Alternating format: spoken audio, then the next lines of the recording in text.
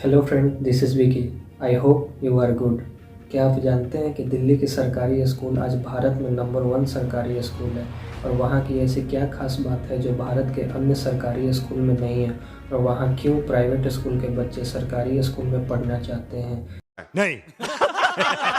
India report के अनुसार आज दिल्ली में प्राइवेट स्कूल के बच्चे 1.5 लाख से ज़्यादा हैं जो प्राइवेट स्कूल को छोड़कर दिल्ली के गवर्नमेंट स्कूल में पढ़ना चाहते हैं। ऐसी क्या खास बात है दिल्ली के सरकारी स्कूल में जो प्राइवेट स्कूल को छोड़कर दिल्ली के गवर्नमेंट स्कूल में पढ़ना चाहते हैं? So let's know about in this video how Delhi government school are so good.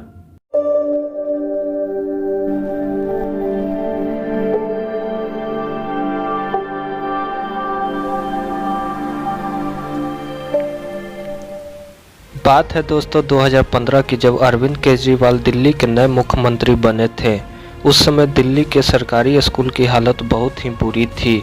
उस समय वन इंडिया टाइम्स ने एक आर्टिकल लिखा था, these schools have bad infrastructure, poor attendance, dirty campus, smell, toilet and more student could be seen loitering outside the school than inside the classroom, but things seems to be changing now. मतलब उन दिनों दिल्ली के सरकारी school में वैसे बच्चे पढ़ने आते थे जो आर्थिक रूप से कमज़ोर होते थे, जैसे ठेले वाले के बच्चे, रिक्शे वाले के बच्चे। इन लोगों के पास उतने पैसे नहीं होते थे कि वे अपने बच्चे को किसी अच्छे स्कूल में पढ़ा सके। इन सब को देखते हुए दिल्ली के गवर्नमेंट ने दिल्ली के सरकारी स्कूल को पहले से बेहतर बनाने के लिए आम आदमी पार्टी की सरकार ने 5 चीज़ें चेंजिंग करने के फैसले लिए।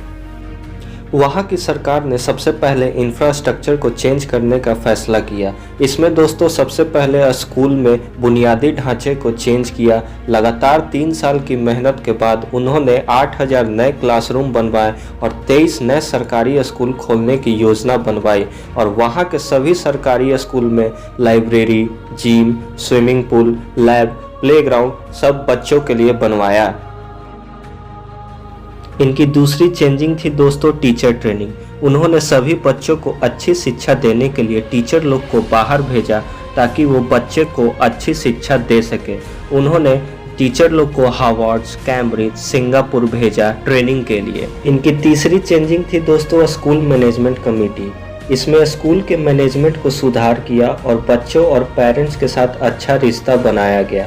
और यहाँ के सभी सरकारी स्कूल 2 शिफ्ट में चलते थे और सभी शिफ्ट में दूसरी शिफ्ट बंद करने का जो टाइम था वो 5:30 बजे था, और ये 5:30 बजे ना होकर 3:30 बजे बंद होते थे। इन सभी चीज़ को सुधार किया गया। टाइम पर स्कूल खुलवाए गए और टाइम पर स्कूल बंद करवाए गए। इनकी 4th चेंजिंग थी दोस्तों स्पेशल प्रोग्राम। इसमें बच्चों के लिए एक कैंपेन शुरू करवाया। इस कैंपेन में बच्चों को किताबें पढ़ना सिखाया गया, क्योंकि 3.5 लाख से बच्चे जो क्लास 6, 7, 8 क्लास के थे उन्हें अपनी क्लास के बुक तक पढ़ने नहीं आते थे। जब बच्चे बुक नहीं पढ़ सकते तो आगे कैसे पढ़ पाएंगे। इसलिए उन्होंने 2 महीने का लगातार बच्चों के लिए कैंपेन शुरू किया और बच्चों को किताबें पढ़ना सिखाया। इनकी 5वीं चेंजिंग थी दोस्तों हैप्पीनेस क्यूरिकुलम।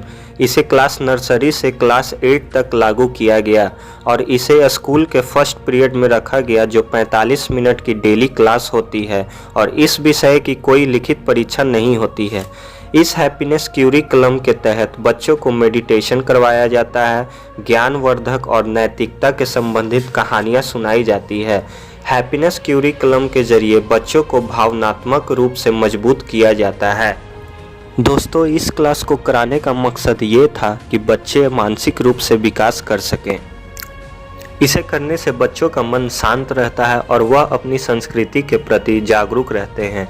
और बच्चे के माता पिता का कहना है कि इस क्लास से बच्चों का पढ़ाई पर फोकस बढ़ा है और बच्चों को गुस्सा, नफरत जैसी नकारात्मक भावनाओं से बचाया जा सकेगा। इन स्कूल का मूल मकसद बच्चों को जीवन का पाठ पढ़ाना है, जिससे वह समाज और परिवार के प्रति सकारात्मक तरीके से अपना योगदान दे सके।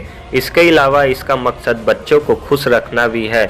बच्चे खुश होंगे तो बेहतर तरीके से ज़िंदगी जी पाएंगे। तो दोस्तों आपको इन 5 डिसीजन में से सबसे अच्छा डिसीजन आपको कौन लगा जो सरकार द्वारा लिया गया, आप मुझे कमेंट बॉक्स में ज़रूर बताना।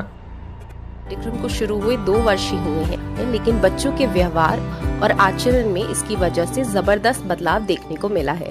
पहले मैं किसी से बात नहीं करती थी ज़्यादा, बस अपने बेस्ट फ्रेंड्स के साथ ही रहती थी और मैं क्लास से बाहर रहती थी और पढ़ने का बिल्कुल भी मन नहीं करता था। तो भाई बहनों से भी लड़ाई करती थी और मम्मी पापा से भी मतलब कि अच्छे से बात नहीं करती थी। फिर जब से माइंडफुलनेस आया, हैप्पीनेस आई, पढ़ाई में कंसंट्रेशन लेवल बढ़ा, थिंकिंग स्किल बढ़ी। मैं हमेशा पढ़ाई करने से पहले एक बार माइंडफुलनेस करती थी कि मेरे पढ़ाई में कंसंट्रेशन लेवल अच्छे से हो जाए। उसके बाद फिर मेरे मैथ्स में भी बहुत अच्छे मार्क्स आए।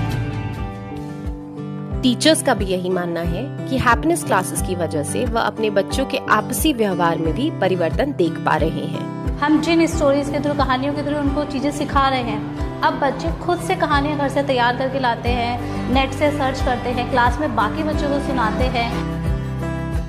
Happiness is bringing happiness in.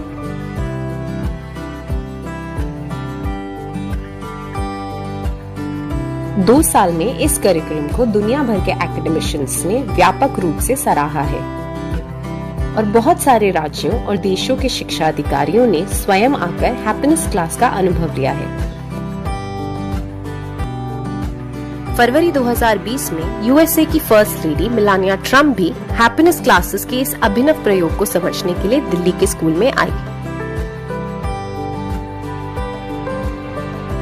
Corona lockdown के दौरान बच्चों और उनके माता पिता का तनाव कम करने के लिए दिल्ली सरकार हैप्पीनेस कक्षाओं को घर तक ले गई। Every home a school, every parent to teacher initiative शुरू करके।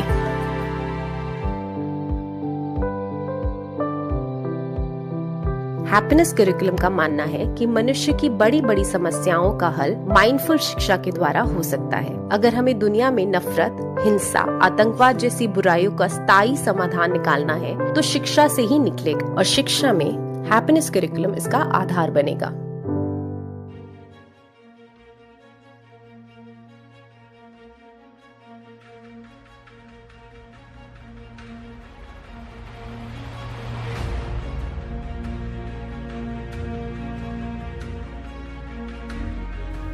दोस्तों, अगर आपको ये वीडियो अच्छा लगा हो तो लाइक करें, कमेंट करें, शेयर करें और सब्सक्राइब करना ना भूलें। धन्यवाद। जय हिंद।